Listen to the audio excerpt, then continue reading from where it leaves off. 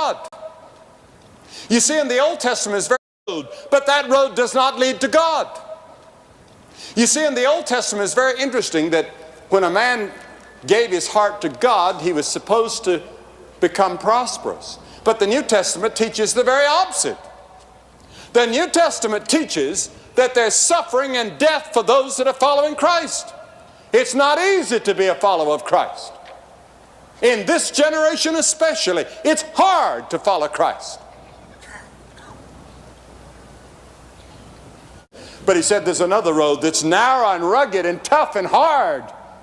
And in order to get on that road, you'll have to deny yourself and be willing to take up a cross.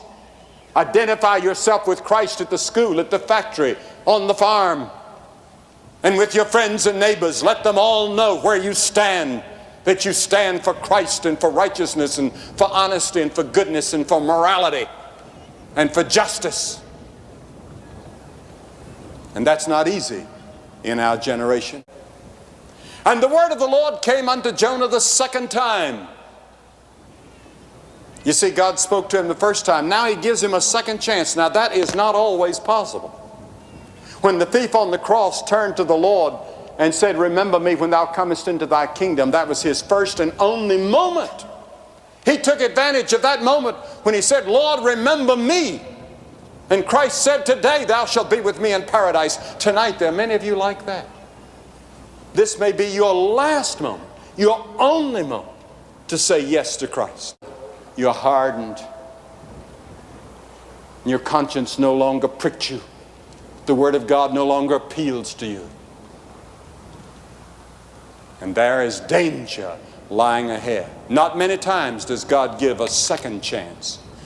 God said, "All right, I'll give you a second chance. Arise and go to Nineveh, that great city, and preach to it. Preach what I've already told you to." Now, Jonah had just graduated from Fish University. He'd been spit up by the fish. And he could have written a bestseller entitled Jaws. Or he could have written a story entitled The Inside Story.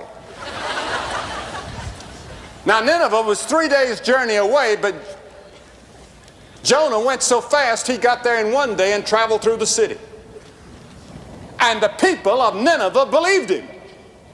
That's the thrilling thing about it. The whole city repented. The greatest revival in the history of the world.